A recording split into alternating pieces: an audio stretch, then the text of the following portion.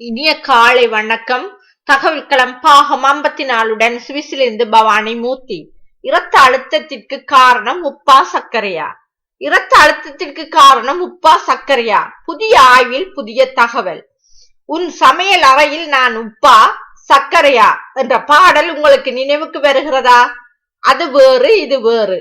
உண்மையிலேயே இரத்த அழுத்தத்திற்கு காரணம் உப்பு இல்லை, சர்க்கரைதான் என்று புதிய ஆய்வுகளின் முடிவுகள் தெரிவிக்கின்றன.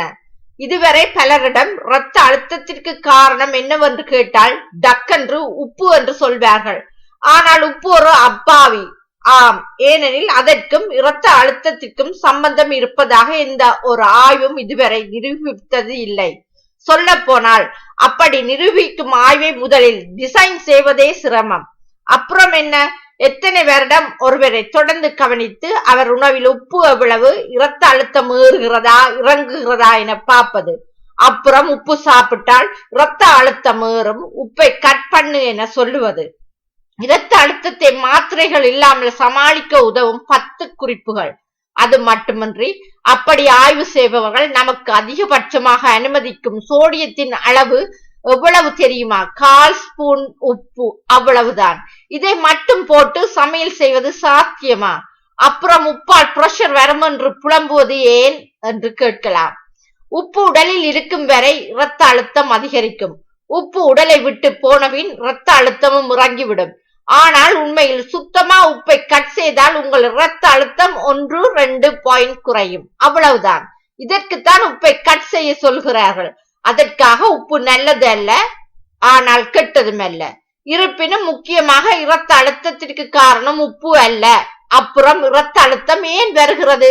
இரத்த அழுத்தம் வருவதற்கு முக்கிய காரணம் இன்சுலின். உதாரணமாக 2 துண்டு பிரெட், ஜாம், ஒரு ஆரஞ்சு ஜூஸ் குடிக்கிறீர்கள் என வைத்துக் கொள்வோம்.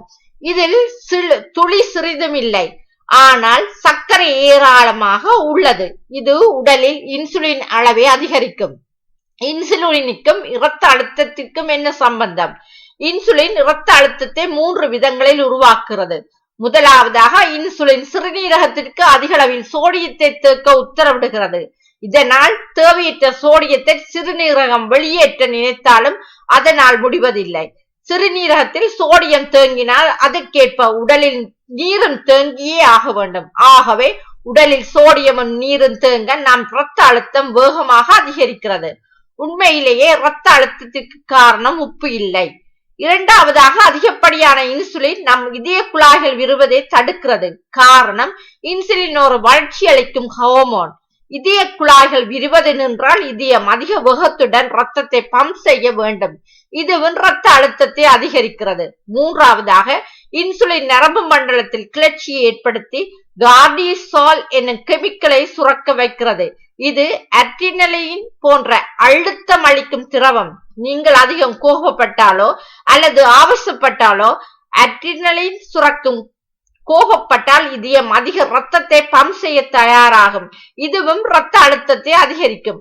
ஆகவே இரத்த அழுத்தத்தை குறைக்க வேண்டுமெனில் முதலில் நிறுத்த வேண்டியது அப்பாவியான உப்பை அல்ல, சர்க்கரை மற்றும் தானியத்தை தான். உங்களுக்கு சந்தேகம் இருந்தால் உணவில் கொழுப்பை அதிகரித்து தானியத்தையும் சர்க்கரையையும் ஒரு வாரம் குறைத்து பாருங்கள். இரத்த அழுத்தம் மட என குறையும். மேலும் உப்பை எவ்வளவு தின்றாலும் அது சிறுநீரகத்தில் தேங்காமல் வெளியே வந்துவிடும். அளவான உணவே அருமருந்தாகும். நன்றி, வணக்கம்.